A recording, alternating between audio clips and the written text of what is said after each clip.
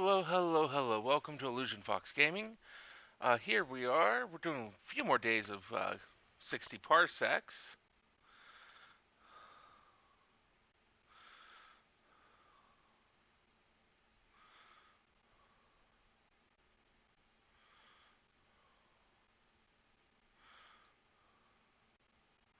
Find and upgrade a shovel.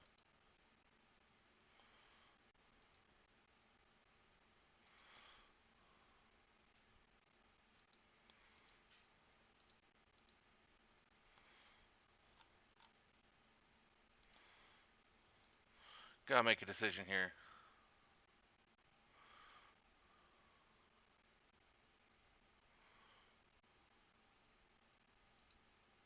We'll try it, because why not?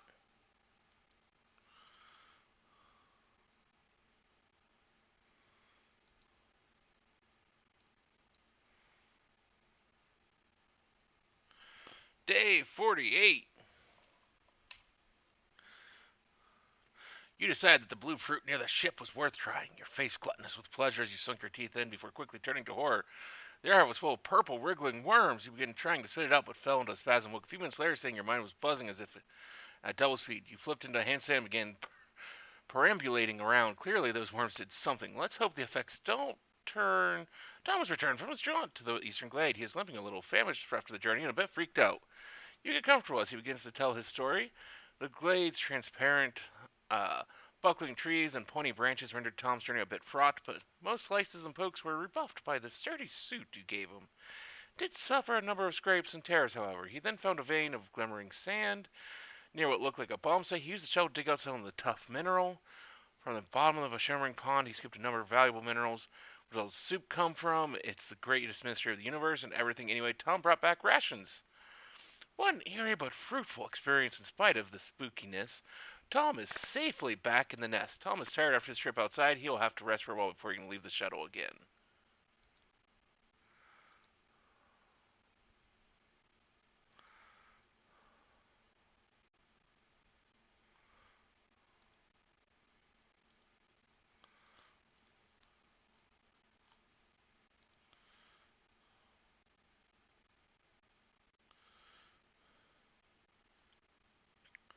Captain, a troop of aliens with clipboards are bashing on our door. They are heavily mutated, some with wonky limbs, some with extra limbs, one with no limbs at all.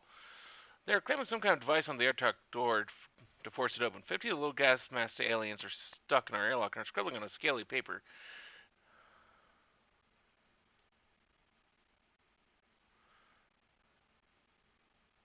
Ah, not making records. No need to try killing them.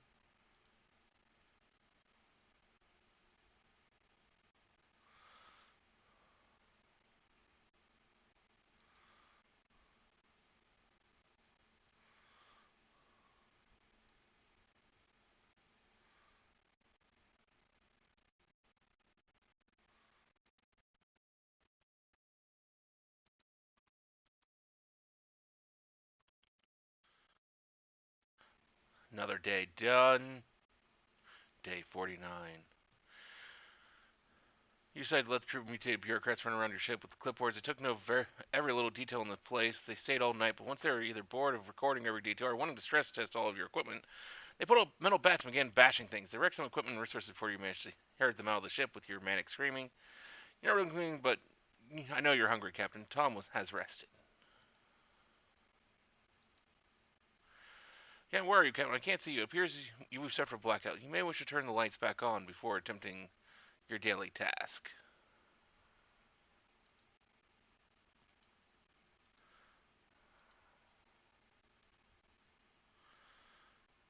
Need more sciencey stuff.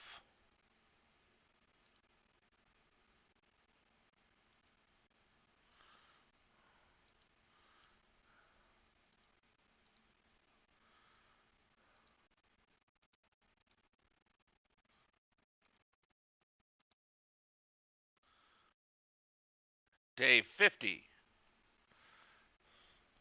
Lights are back on. Turns out the issue was only dead fuse. Now that chewed through it with those tiny razor now chewed it through it with those tiny razor sharp spiral teeth is a different question entirely. But as long as the lights don't go out again, we'll probably see it coming, right? Don't need extra rations for now. You feel vigorous, Captain. You look healthy. My data shows humans in a good physical state perform their tasks significantly better.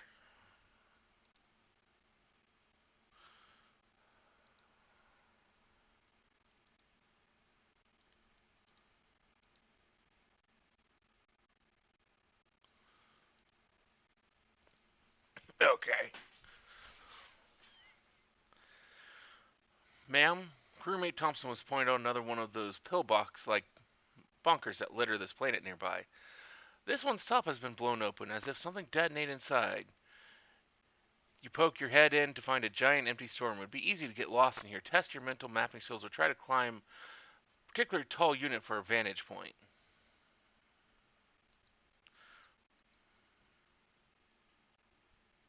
Go with clever.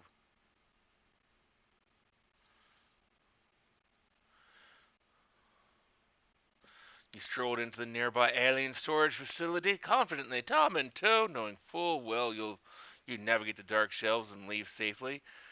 You emerged 5 hours later, empty-handed and furious, around 10 feet up. However, you became paralyzed with acrophobia. It took an hour for you to talk yourself down. Crafting completed. New item available. Lighter.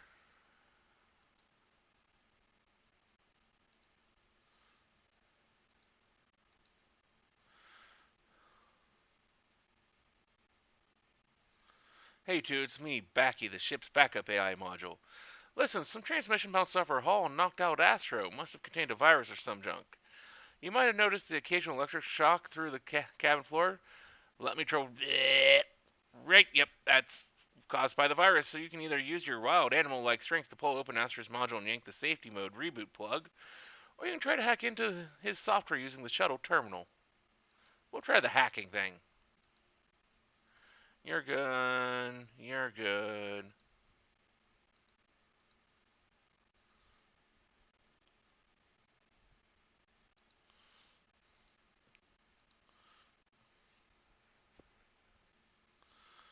Day 52. Thanks, Captain. I heard you and Tom hunched over the shuttle terminal and delved into my software and I became infected. You managed to trigger an emergency safe mode reboot. No, not exactly a comfortable process, but I'm back to my old self. This plan is full of surprises. Nuclear fallout, digital fallout. Hopefully we have no more falling outs. You still look quite vigorous, ma'am. Can I upgrade my shovel yet? No.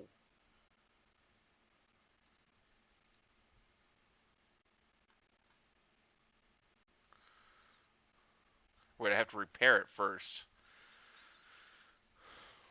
A sweet old man looking like Charles Darwin was knocking at our airlock politely. You let him in and he shakes your hand, then holds it in an iron grip and won't let go. Technology evolution stops. Soviet scientists want our species to stay strong, so they created me, the natural selection bot.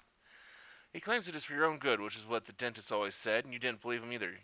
You've let me in despite the warning signs. Now face your space predator, human. He does have a point, Captain.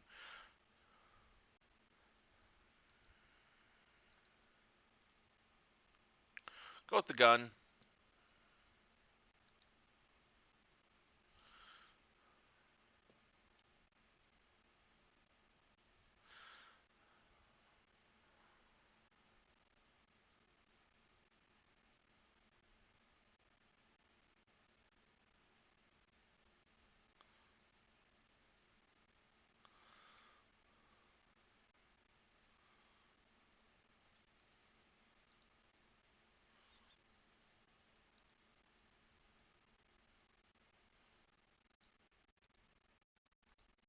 I seem to have disappeared.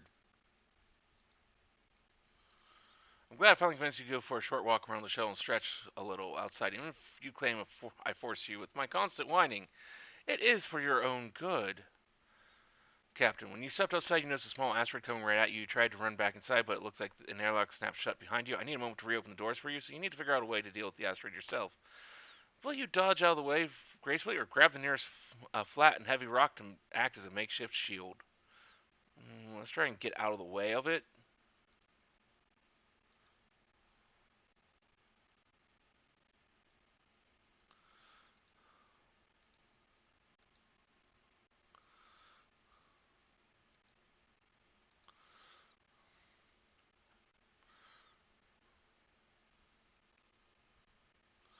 You definitely dodged the asteroid's path, and when the dust settled, confirmed you're in one piece. On further inspection, the asteroid reminded you of a partially chewed bubble gum. This gave you a few ideas about the scale of the universe, and it sounds that you weren't too keen to entertain.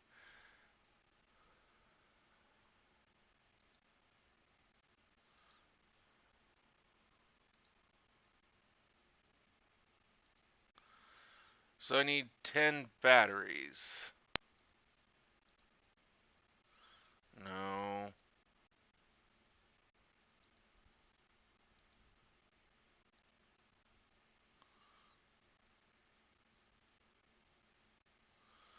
Okay. We received a pamphlet on our window. Try eBoston. Universal shopping from the comfort of your own planet. Free gift with sign up.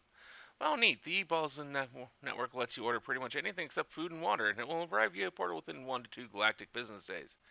There's a catch, though. The account creation process requires you to jump through some hoops. I mean, literally, you have to leap through a string of temporal portals to become verified.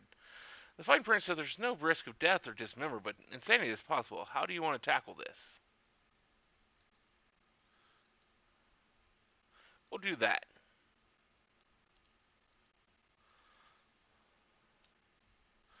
Day 55.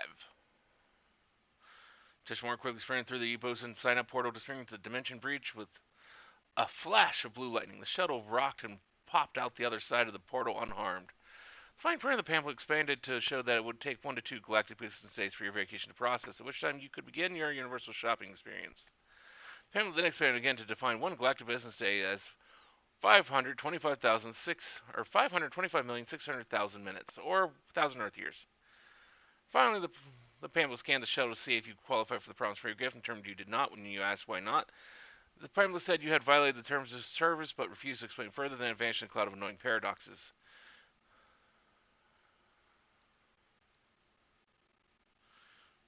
You seem to be good on everything, but you need food. So, food you get.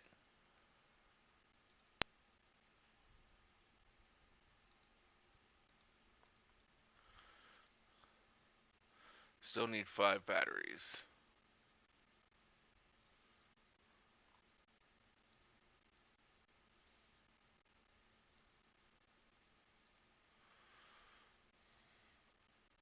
The Vactrain loving Phobian has returned and advanced help with the Vactrain tunnel clear out. They're making incessant shoveling motion again. Help them out?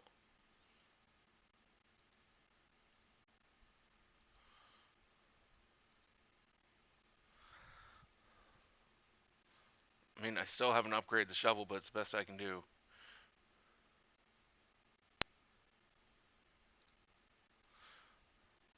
Space Pirate. Lovely.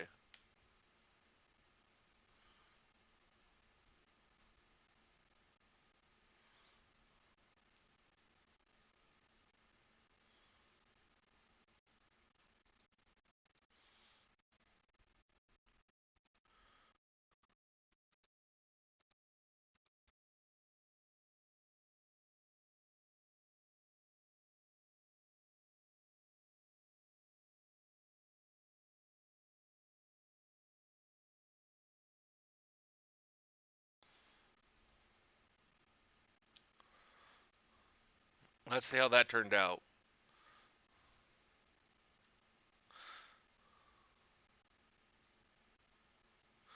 There are a few things quite scary as a troop leader with an artifact in their hands. The attackers clearly shared that fear. They retreated in a hurry. Good news, Captain. The space pirates are on the run. I suspect this is not the last time you'll be seeing them, though. Watch your six. Also, did anyone notice they were all apes? No? Huh? My sensors must have been hit by interference, I guess. You're still very mentally stable. Recycling operation completed. Tom is hungry.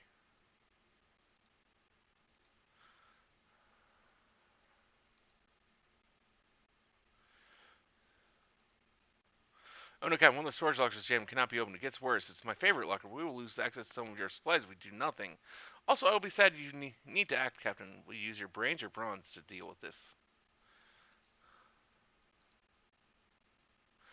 We'll use our brain.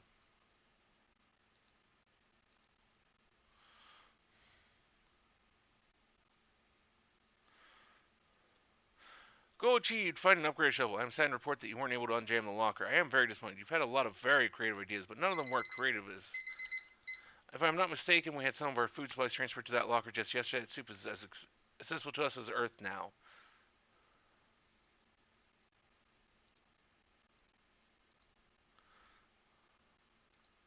So we gotta make some soup. Our routine has just become less plain. Some adorable duck-billed creature set up a nest nearby. They enjoy hugging your crewmate's legs. We should disperse them or adapt to this hurdle.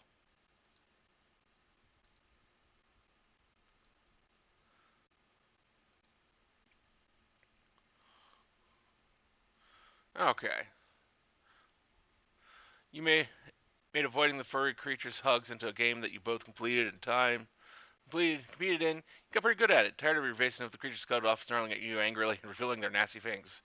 Were their hugs an elaborate hunting method? Tom continues to be your friend. Crafting complete. New item available. Soup.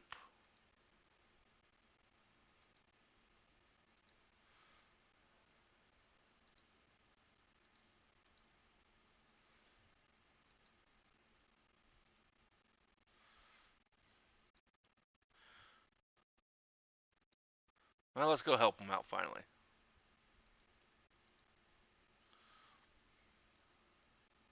Gold medalist. The end. We finished it. You did it, Captain Dong's shovel in hand. You trooped into the dark tunnel one last time, found your way to the massive sprawl, the factory and exchange, and worked away at a small block of one crucial junction. Phobonus' planet-wide factoring system has been reinstated. The Phobians are delighted, and after a train stop to an unfathomably large storeroom, you are ecstatic to have access to all the soup you need for hundreds of years. A vast surplus of food. This Cold War ended with a warm, fuzzy feeling.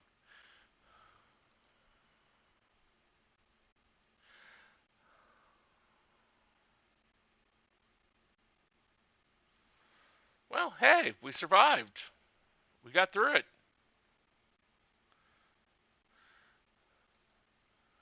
And so this Cold War thawed, and I forgot to turn sound on. I just noticed that. And so this Cold War thawed and ended with a warm, fuzzy feeling. Captain Dee Dee Dawkins and her crewmate Tom Thompson arrived on Phobonos, befriended the locals, killed some other locals, and then activated a long, slumbering transport system. Now living in comfort and security, nuclear winter aside, the pair will go down in Phobian history as the tall aliens who came, saw, and ushered in a new era of prosperity and safety in this wrecked world. If Tom's stories were to be believed, he served with many brave women in his time, but none of the bonds he formed were as strong as the one he had with Captain Dawkins.